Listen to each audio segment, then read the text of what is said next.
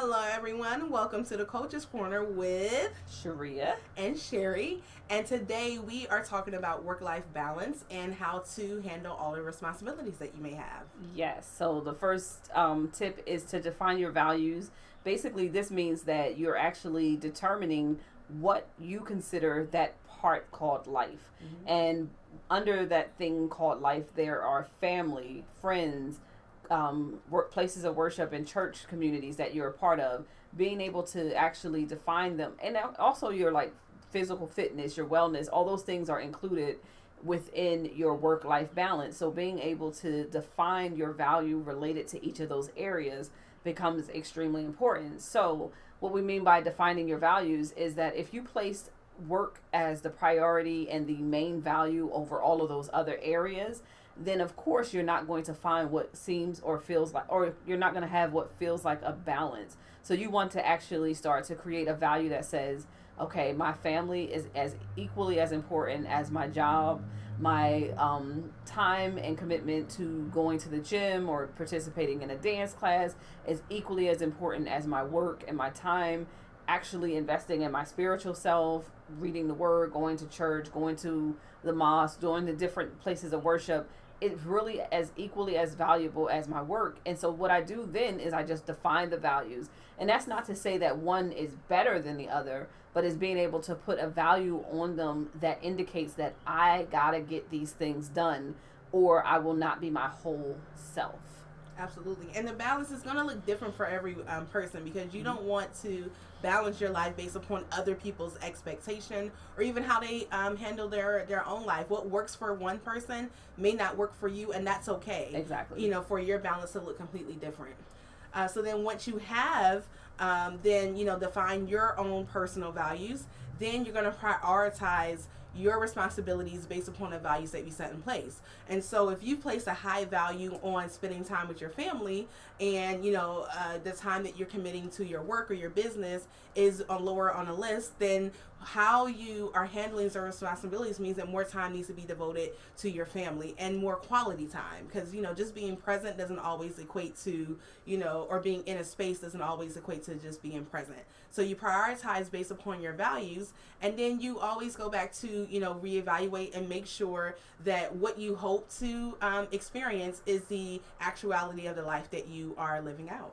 Yeah, and really when it comes down to it, how much time you're putting into each of them is really determined upon your own investment, right? And so when I was hearing you talk, I'm like, yes, sometimes my business may look like it gets more of my time, but that work and investment up front allows me to have more time with my family and friends later on. Allows me to have a schedule that's more flexible for me to go to NBA games. It allows me to have more flexibility to travel. It allows me to, so yes, at some points my prioritizing also is reshaped by not saying that one is more valuable than the other all the time, right? So although my family is always my priority, my beliefs are always my priorities, and they take precedence over everything else.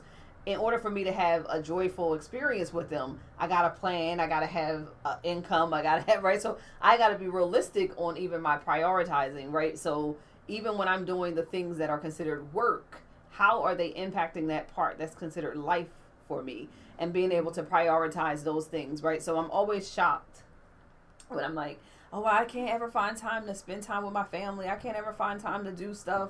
But when you really look at it, it's because you haven't placed a boundary within your actual self as well as the people who are in your life, right? So when I did work for someone else, I was very clear. My breaks are my break. I'm going to take my break. I'm going to take a walk. So even when I worked for the Commonwealth of Pennsylvania, every day I would take a walk because that was my way of getting away from the desk.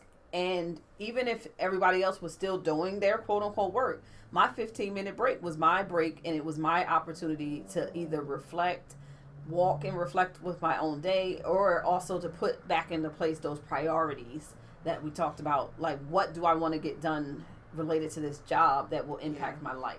So being able to really see that the values, they shift, but there always should be a foundational value that allows for all of them to play into each other, right? So my family and my beliefs are what creates my actual foundation of values, so that even my work life, quote unquote, should be surrounded around those things and how I participate in them. So Yeah, I hope that makes sense.